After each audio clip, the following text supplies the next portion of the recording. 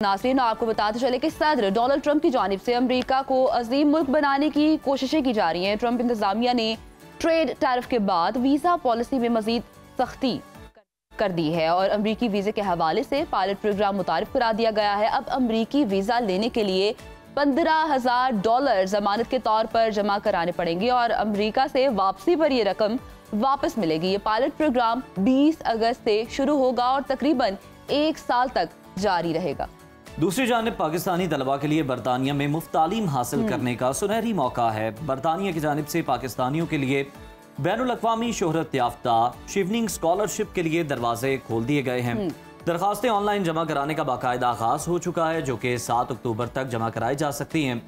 शिवनिंग scholarship बरतानिया की हुकूमत का एक बैनुल अक़वामी प्रोग्राम है, जो कि दुनिया भर के बासलाहियत और उभरते हुए नौजवान प्रोफेशनल्स को बरतानिया में मुकम्मल फंडेड मास्टर्स डिग्री हासिल करने का मौका फराहम करता है। हाँ जी, जबकि अगर आपको मजीद इस हवाले से बताएं तो शिवनिंग स्कॉलरशिप बरतानवी दफ्तर खारजा, दौलत मुश्तरका और उसकी दीगर शराकत दारों के जरिए माली मुआवनत फ्राहम करती है। ये प्रोग्राम 1983 में शुरू हुआ था और अब तक 160 से ज्यादा मुल्कों के 60,000 से ज्यादा अफराद इससे फायदा उठा चुके हैं। पाकिस्तानी नौजवान इस स्कॉलरशिप से कैसे फायदा उठा सकते हैं और इसका तरीकाकार क्या है, इसी पर बात करने के लिए हमारे साथ मौजूद हैं वीजा कंसल्टेंट राना इनाम साहब। राना साहब, वेलकम कहेंगे आपको। सुना कैसे हैं? ठीक है, बिल्कुल ठीक ठाक। आप कैसे हैं? अल्हम्दुलिल्लाह, I am good too. Rana साहब, सबसे पहले तो हमें बताएं कि जो शिवनिंग स्कॉलरशिप्स हैं और अगर हम लोग पाकिस्तानी नौजवानों की बात करें तो किस तरह से वो इससे मुस्तफीद हो सकते हैं, क्योंकि एक बिग नंबर भी है जो ऑलरेडी मुस्तफीद हो चुका है।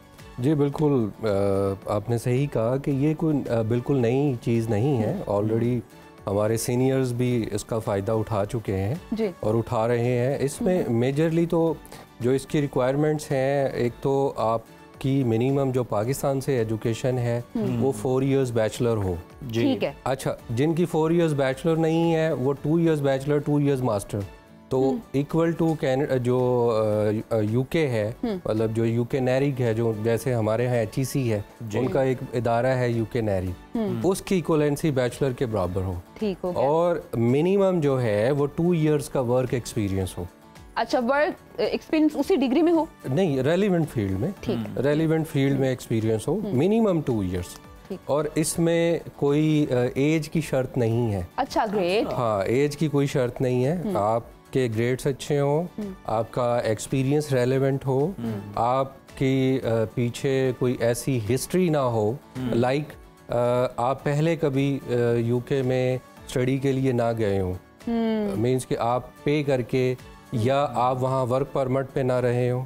अच्छा, दूसरा आपके कोई रिलेटिव ऑलरेडी वहाँ किसी ऐसे वीज़ा पे हो, वर्क परमिट्स पे हो, या उन्होंने वहाँ असाइलम क्लेम किया हो, वो भी नहीं जा सकते। अच्छा, वो भी नहीं जा सकते। अच्छा राना साहब, पहली सोच तो ये होती है ना, जो भी जा रहा होता है कि बस पक्के होना है वहाँ पे, कोई परमानेंट जो है ना वहाँ पे कोई हल मिल जाए, वहाँ पर रहने के लिए कोई PR मिल जाए, तो मुस्तकिल रिहाइश भी ये बाद में इख्तियार कर सकते हैं। उसके लिए यानी कोई आसानी होती है या नहीं, आपको वापस आना पड़ता है उसके बाद? जी, बड़ा अच्छा क्वेश्चन है आपका। एक तो ये 1 ईयर प्रोग्राम है, ठीक है।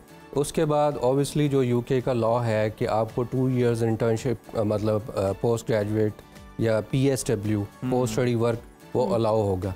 अब उस 2 इयर्स में या ड्यूरिंग स्टडी आपको किसी एम्प्लॉयर से जॉब ऑफर आ जाती है, तो आप आफ्टर स्टडी जब आपकी 1 ईयर कंप्लीट हो जाएगा तो आप उसको वर्क परमिट पे कन्वर्ट करवा सकते हैं। जबरदस्त। यस, लेकिन आपको ऑब्वियसली कोई एम्प्लॉयर स्पॉन्सर चाहिए। ठीक है, ऐसे नहीं कोई भी एम्प्लॉयर आपको स्पॉन्सर करेगा, आप उसकी एप्लीकेशन दोबारा स्टडी से फिर वर्क परमिट पे लेके आएंगे।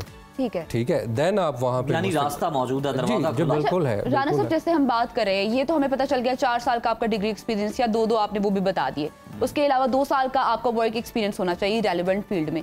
ये बताएं कि ये स्कॉलरशिप को अगर आप अवेल करते हैं तो जेब पे कितना भारी पड़ेगा, क्योंकि ये भी एक बड़ा एक खास। जी बिल्कुल, ये 100% फ्री है।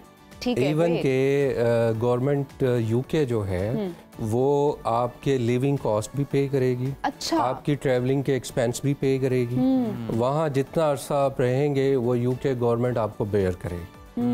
ये 100% फ्री है। इसका मतलब ही यही है शिवनिंग का कि ये इसमें आपने कुछ भी वहाँ यूनिवर्सिटी को पे नहीं करना। तो ये जो प्रोग्राम है ये किन ममालिक के शहरियों के लिए और पाकिस्तानी शहरी जो इसमें शामिल हैं कितनी तादाद है उनकी जो कि ये अवेल कर सकते हैं स्कॉलरशिप? अच्छा, ये फर्स्ट कम फर्स्ट सर्व है, ठीक है। इसमें अब उन्होंने जो डेट दी है वो मिनिमम जो है, ये अभी एप्लीकेशनें जाना शुरू हो गई हैं 5 अगस्त से लेके ये 7 अक्टूबर तक है। अच्छा, ग्रेट। ठीक है, अभी भी 1 महीना बाकी जी बिल्कुल बाकी है। और ये आप जाएंगे, जो इनटेक होगी 2026 की सितंबर इनटेक जो होगी आपका, ये जो फेब है, फेब में 2026 फेब में जाके आपका ये चीज़ें फाइनल हो जाएंगी और 2026 जो है उस सितंबर इनटेक में आप जा पाएंगे। अच्छा, ग्रेट है। अच्छा राना साहब, हमें ये बताइए, एक जने तो हम यूके की जानिब से देख रहे हैं कि ये तो मुकम्मल तौर पर फ्री हो गया।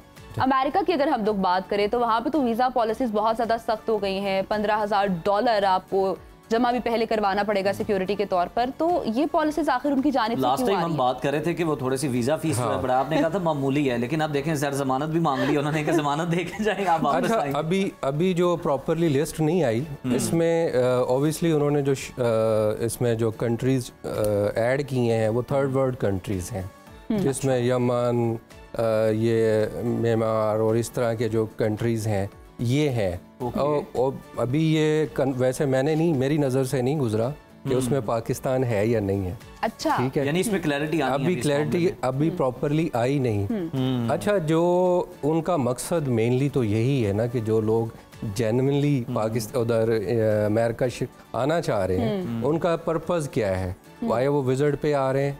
इसमें जो मेनली जो लोग मुतासिर होंगे वो B1 और B2। अच्छा, ठीक है, जो उनका वीज़ा है B1 और B2, ये जो विजिट और टूरिस्ट वीज़ा है उनके लिए ये शर्त है।